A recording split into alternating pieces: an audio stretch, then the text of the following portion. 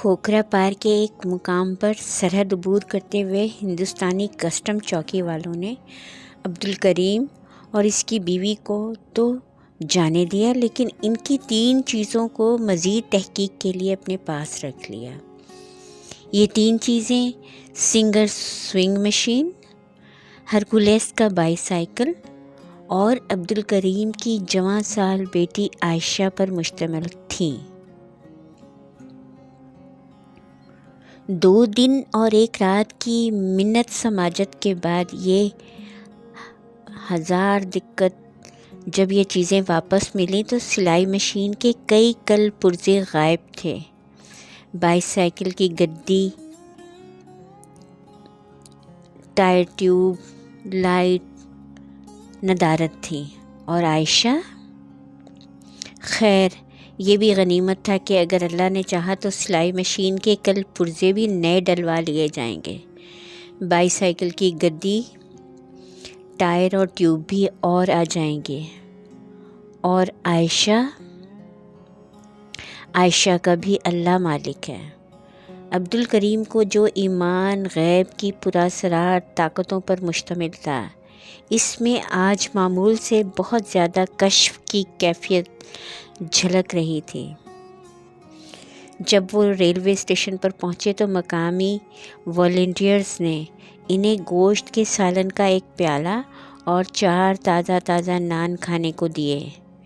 سفید نرم سوندھے نان دیکھ کر عبدالکریم نے اپنی بیوی کی ران پر چوری سے چٹکی بھری اور سرگوشی میں کہا، میں نے کہا عائشہ کی ماں، دیکھتی ہو کیا خالص اور کرارے نان ہیں، اس سالی بمبے میں تو کیا پڑا تھا، 4 برس سے ستھرے آٹے کی صورت کو ترس گئے تھے، واہ کیا مکھن کے پیڑے پیدا کیے ہیں میرے مولا نے۔ جب وہ گاڑی کے ڈبے میں سوار ہوئے تو کچھ مسافر اپنے جان پہچان لوگوں کے ساتھ الیک سلیک میں مشغول ہو گئے۔ السلام علیکم، وعلیکم السلام، السلام علیکم رحمۃ اللہ وبرکاتہ۔ عبدالکریم نے پھر اپنی بیوی کو جھنجھوڑا، عائشہ کی ماں سنتی ہو کیا دھوم دھڑکے کے ساتھ سلام دعا ہو رہی ہے، واہ اسلام کی تو شان ہی اور ہے، سالی بمبئی میں تو بندے ماترم سنتے کان پک گئے تھے، خدا کی قسم آج تو میرا سینہ بھی جاری ہو رہا ہے، واہ کیا بات ہے میرے مولا کی۔ عبدالکریم نے اپنے اغل بغل بیٹھے ہوئے مسافروں کے ساتھ بڑے جوش و خروش سے ہاتھ ملانا اور گونج کر السلام علیکم کہنا شروع کر دیا۔ اگر اس کی بیوی سے پکڑ کر واپس نہ بٹھا لیتی تو نہ جانے وہ کب تک اس کارروائی میں لگا رہتا۔ جب گاڑی چلی تو عبدالکریم نے بڑے انہماک کے ساتھ اس کے پہیوں کی گڑ گڑاہٹ کو سنا، باہر تار کے کھمبوں سے حساب لگا کر ٹرین کی رفتار کا جائزہ لیا۔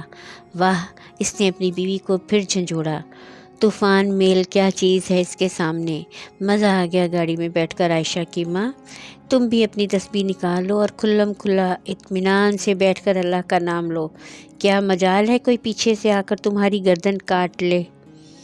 ایک اسٹیشن کے بعد دوسرا اسٹیشن آتا گیا، گاڑی رکتی اور چلتی رہی، مسافر اترتے اور سوار ہوتے گئے۔ عبدالکریم کھڑکی سے منہ باہر لٹکائے اپنے ماحول کو اپنے دل، سینے اور آنکھوں میں جذب کر رہا تھا۔ صاف ستھری وردی والا گارڈ جس کے سر پر جناح کیپ، ہاتھ میں سبز اور سرخ جھنڈیاں اور منہ میں سیٹی تھی، پلیٹ فارموں پر چیلوں کی طرح جھپٹتے ہوئے کلی، بھن بھناتی ہوئی مکھیوں سے لدے ہوئے مٹھائیوں اور کھانوں کے خوانچے، باہر حد نگاہ تک پھیلے ہوئے میدان، اکا دکا گاؤں کے کچے پکے مکانوں سے نکلتا ہوا دھواں، جوہڑوں پر پانی بھرتی کپڑے دھوتی ہوئی عورتیں، گرد و غبار سے اٹے ہوئے ننگ دھڑنگ بچے، آسمان کی طرف منہ اٹھا کر روتے ہوئے کتے، بلیاں، گدھ، کہیں کسی گائے یا بیل یا بھینس کی سڑی ہوئی متعفن لاش۔ جب حیدرآباد کا اسٹیشن آیا تو سب سے پہلے عبدالکریم کی نگاہ ایک رنگین بورڈ پر پڑی جس پر ایک دل ہلا دینے والی مار کٹائی سے بھرپور فلم کا اشتہار تھا۔ یہ دیکھ کر اس کی باچھیں کھل گئیں۔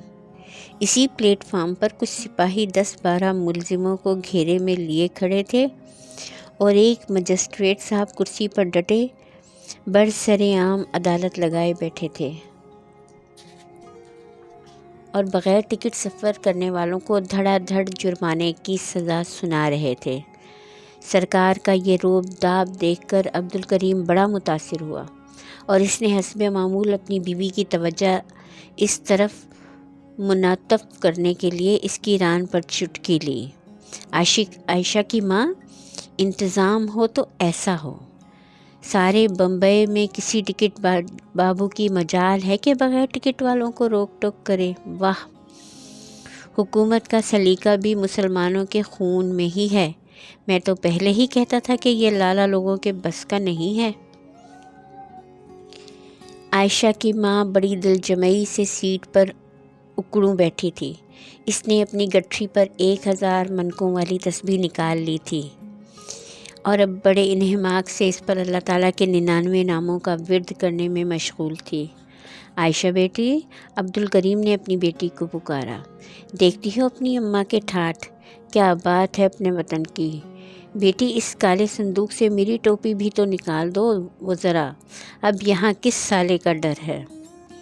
عائشہ نے میکینکی طور پر صندوق کھولا، ٹوپی نکال کر اپنے باپ کے حوالے کی۔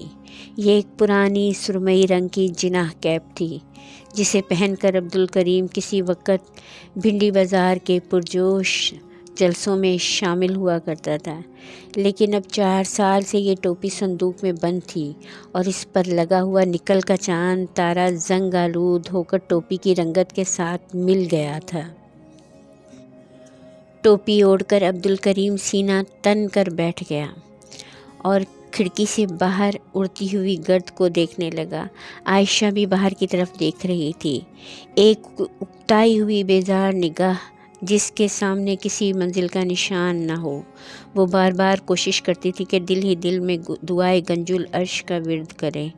اس دعا نے اس کی بہت سی مشکلیں حل کر دی تھیں، لیکن آج اس دعا کے الفاظ اس کے ہونٹوں پر لرز کر رہ جاتے تھے اور زبان تک نہ پہنچتے تھے۔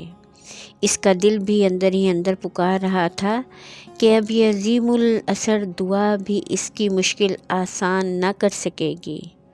اب وہ ایک ایسی منزل پر پہنچ چکی تھی جہاں خدا کی خدائی بھی چارہ ساز نہیں ہوتی۔ توبہ، یہ تو بڑا کفر ہے۔ خدا کی ذات تو قادر مطلق ہے، اگر وہ چاہے تو گردش ایام کا رخ پیچھے کی طرف موڑ دے اور زمانے کو از سر نو اسی لمحے شروع کر دے جب عائشہ ابھی کھوکھرا پار کے قریب ہندوستانی کسٹم چوکی پر نہ پہنچی تھی۔